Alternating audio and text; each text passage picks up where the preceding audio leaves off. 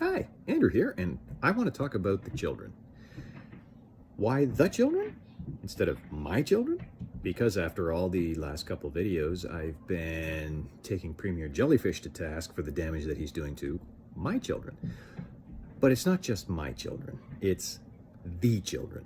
And let's be honest, my children don't live in a vacuum. They have friends, they have family, and more generally than that, they have an entire generation. A generation that is being tasked with taking the crap from people who are too scared to make a decision or scared of other things. So when I say my children's future, my children's mental health, my children's education, it's everybody's children.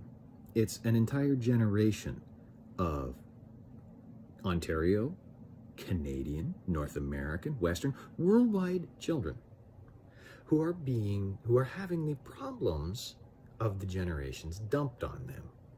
Now, it's less so in Europe. European countries decided that the very last thing that they were going to do was close the schools.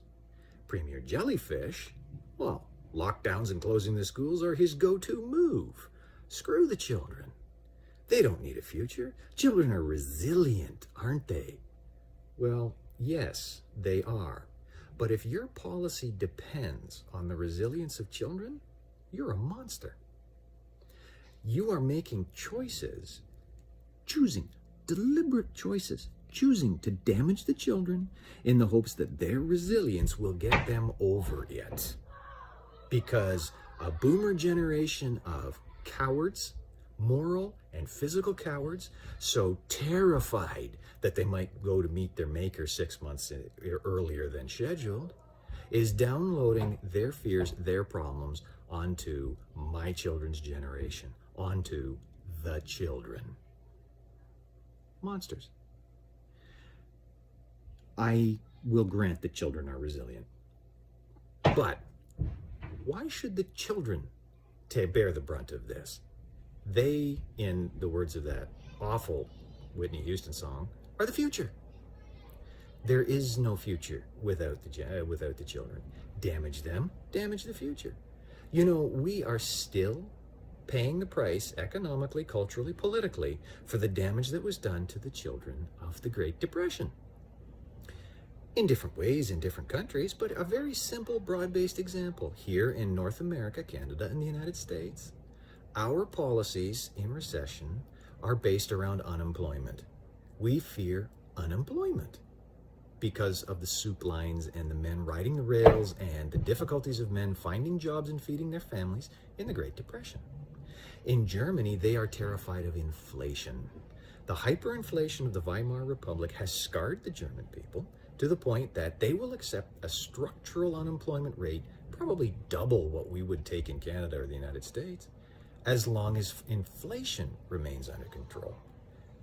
That's 4 generations ago, 90 to 100 years ago, and we're still paying that price. Children are resilient. Let's download our problems onto them. Yeah, Doug, let's do that. Or better still, let's don't. Let us structure our children structure our society in the only way it is possible for a society to survive, under the rubric of women and children first. And if you're an 82-year-old, terrified, wetting your depends that you might catch this disease from a 5-year-old, therefore you're going to lock down the school, suck it up, buttercup. It isn't about you. You've lived your life. I've lived 2/3 or more of my life. I'm good. My children are only just starting out. The children are only just starting out. And we need to structure our society. We need to structure our politics, our economics.